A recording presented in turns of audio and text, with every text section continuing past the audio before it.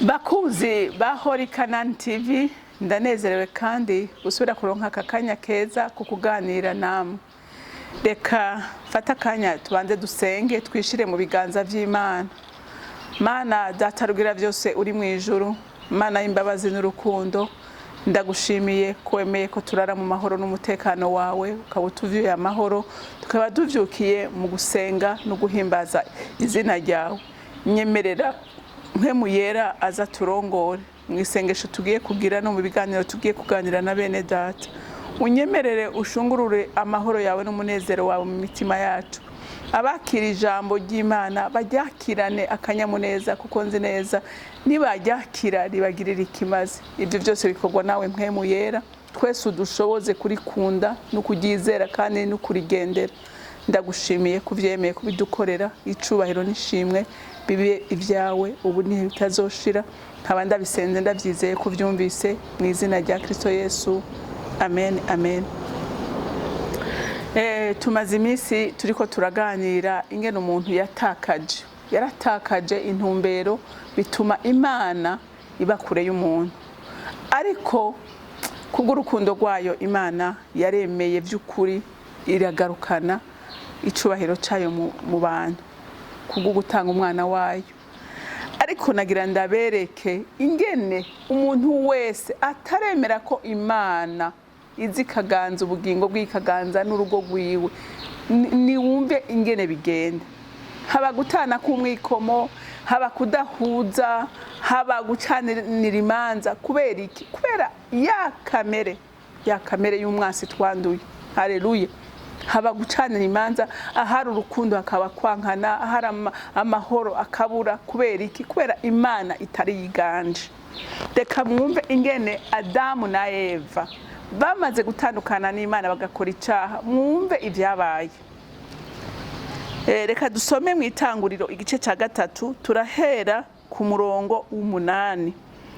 Haravuga ngo bumva ijwi ry'Uhoraho Imana agendagenda muri iryo tongo mu gihe c'akayaga ko ku mugoroba. Uwo mugabo n'umugore wiwe binyegeza mu biti byo muri iryo tongo ngo Uhoraho Imana ntababone.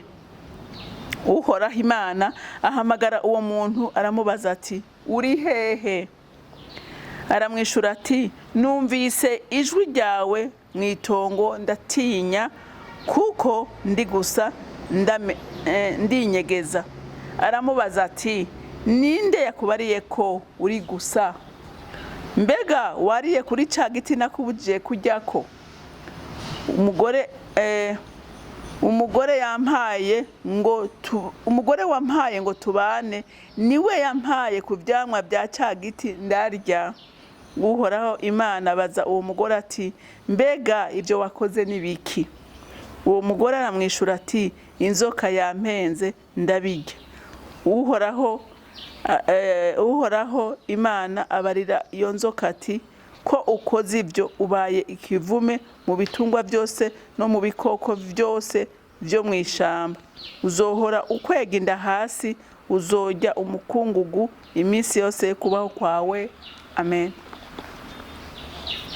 Ndagomba cyane uyu munsi ngo tuvugane, turabe ingene umuntu iyo ari mu caha.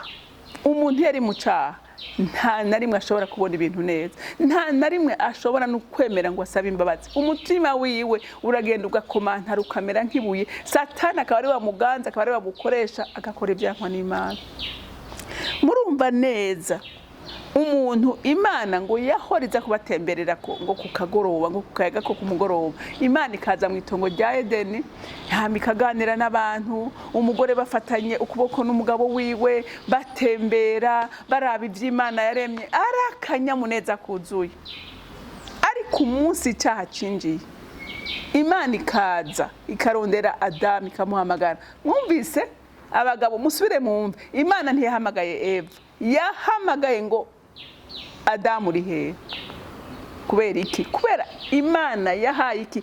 Yahaye inshingano Adamu. Iramuhamagara ngo Adamu uri hehe? Hama ngo nakumvise ngo ndatinya ngo ninyegeje. Imana imubaza, kubera iki winyegeje? Ati ubwo ntiwariye kuri ca giti? Ariko Imana yari ibiza. haravuga ngo umugore wampaye. Urumva kare umunsi umugore aboneka, Adamu yaravugishijwe, Adamu yararirimbye, Adamu yaranezerewe, ariko kubera icyaha avuga ngo wa mugore wampa. Wumvise aho icyaha kiri hama gutumana urutoki. Ariko iyo umugabo aca bugufa agasaba imbabazi Imana, Imana yari kumubabarira. Imana isubira ibaza Eva ati ibyo wakoze n'ibiki. Nawe nyene ntiyashobora no gusaba imbabazi, aca avuga ngo inzoka niyo yampenze. Urumva imisi yose icyaha aho kiri haba umwe wese asunikira ikosa ku wundi, umwe wese asunikira ikosa ku wundi. Ariko aho Imana iri n'ikosa ribaye, umwe asaba imbabazi, bagaca bugufi bagasenga, bagasaba imbabazi Imana, hama Imana ikagaruka ikabana nabo. Haleluya, haleluya. Ahari ugutongana, ahari kudasenyera ku mugozi umwe, ahari kutumvikana, ni ukuvuga ngo Imana ntirimo. Imana ntirimo, Imana yaravuyemo. Haleluya. Kuko aho Imana iri haba gutunganya, haba kumvikana, haba gusenyera ku mugozi umwe, haba kubabarana, haba umva niyo habaye ikosa, imbabazi nico gituma Imana yavuze ngo muhariranire inshuro ngo 70 mbare kugwiza indwi. Bisigura ngo imbabazi zitegerezwa kwama uko bukeye nuko bwije, kuko n'Imana yacu nayo itubabarira iminsi yose. Haleluya. Kuko Imana irazi neza kameremere ku muntu ko kanduye, ari naco gituma Imana yensista cyane ku mbabazi. Haleluya. Imana irensista cyane ku mbabazi, iravuga ngo mubabariranire nkuko nanje ndababarira uko bukeye nuko bwije. Rero umuntu aguye mu ikosa, reka kuba igikoresho ca Satani ngo ibintu mubigwire umusozi, ariko mwicare muganire, murabikosa aho ryazananye, hama mutunganye ibintu bigende neza. Haleluya, haleluya.